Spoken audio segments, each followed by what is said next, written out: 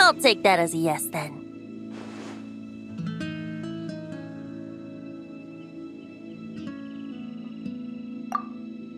Ah, finally, you're here! Do you have a message for me from someone by any chance? There's not a single prophecy about you in that dictionary. That's what you were about to say, right?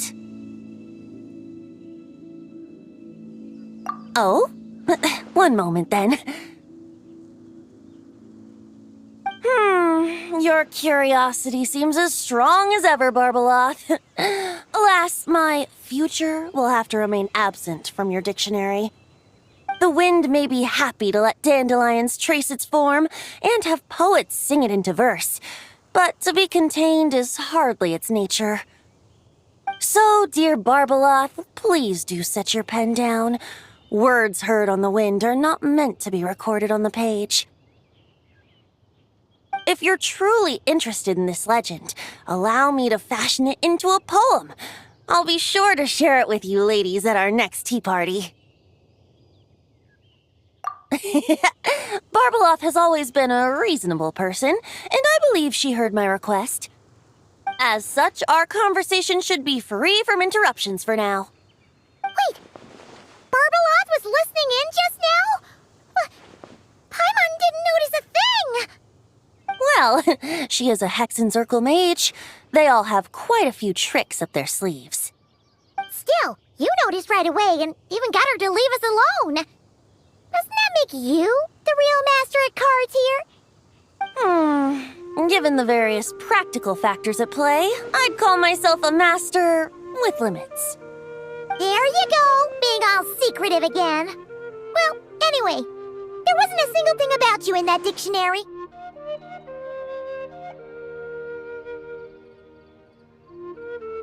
You being here is enough. Barbeloth's prophecy concerning me may be incomplete, but it's not incorrect. There's something I need to do, and I could indeed use your help.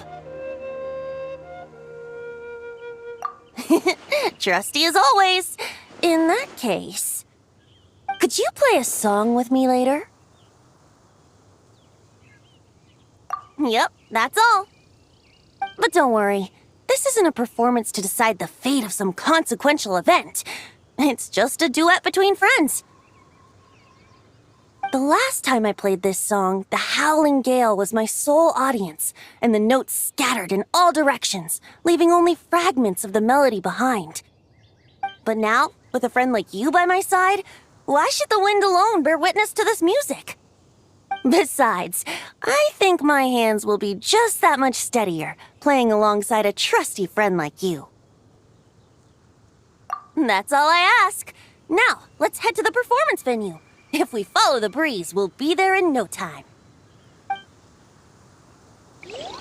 All right, let's get going. Just relax and let the winds lead the way.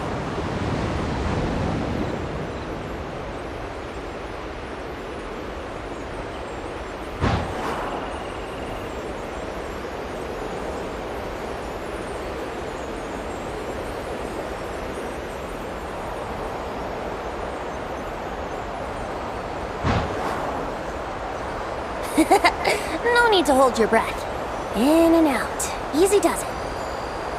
I let the birds know we would be coming, so we won't run into them.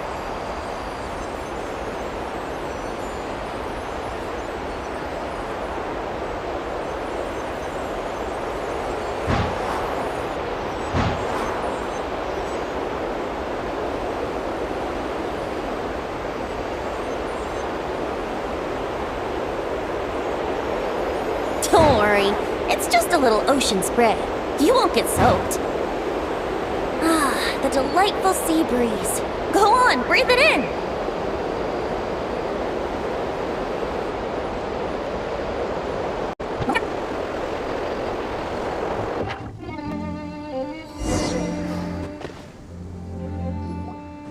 Huh.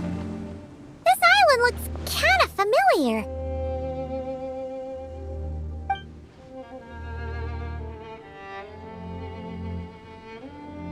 Not always. It was once an isle like any other. An ordinary, unassuming aggregation of sand and gravel. That is, until seeds of stories were brought here by the wind and cultivated by time.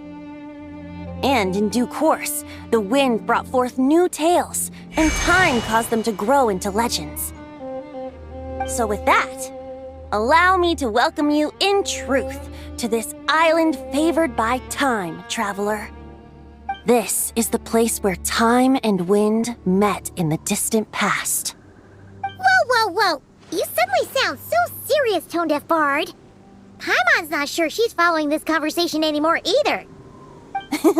Fret not, dear Paimon. The best stories always start with a bit of suspense and intrigue. Once upon a time, I summoned the first winds of freedom on behalf of Mondstadt's people. With the aid of those winds, liberty was returned to all who were owed it. But forceful gales like that are most suited to wiping things clean, not helping things grow. So, after a few crises in Mondstadt were resolved, I made the winds gentler. Just strong enough to bolster the people in times of need without knocking them off their feet.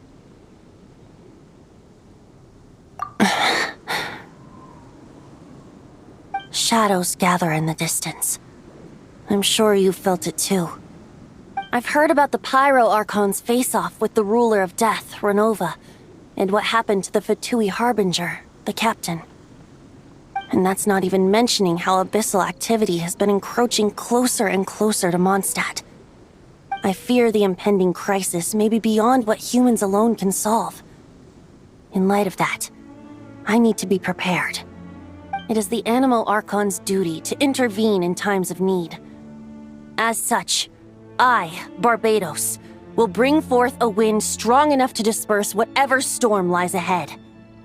But if I whip up a gale of such strength in Mondstadt City, it would just turn the place upside down. Clothes, hats, the flowers that rest on people's balconies. That's why I chose to do it here. A place where I once offered an ode to time. Who knows?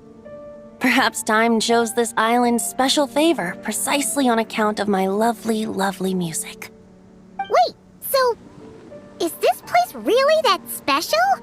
It sure doesn't look like it. There's a tide that ebbs and flows, and a bunch of birds that come and go. It just seems normal. Time's impact on things isn't limited to what the eye can see. Think of it like a ripe sunsetia. If the outer peel remains intact, it's nearly impossible for the average person to tell whether the fruit inside is ripe. But even the tiniest hole in said peel will cause the fruit to rot, starting from that spot. Nestled in the hands of time, not one blemish marks this island's peel. Thus, time's influence on its very essence remains hidden to all. At the most fundamental level, of course, all things that lack time's favor will be erased at some point. But with the power that remains here, I can leverage time to draw a boundary around the wind. That way, the outside world won't notice a thing, no matter how powerful of a gale I whip up here. Of course, as the one requesting help, I should offer something in return. That's why I invited you here, traveler, so we could perform an ode to time together. Just let me know when you're ready. Oh, and I can lend you an instrument if you need one.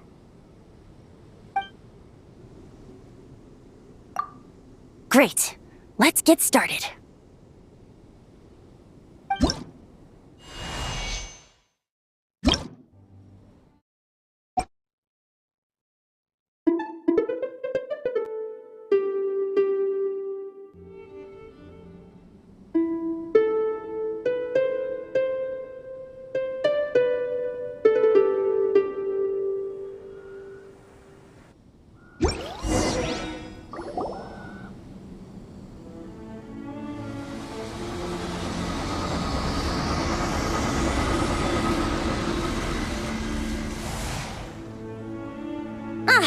Looks like our music has moved some in our audience to step on stage. But that's against concert rules, so let's usher them out. I understand your love for music, of course. But for now, I'm going to have you leave the premises. Yahoo! Think you can get away? Too late for regrets. Here we go! My apologies! Squall and Fury!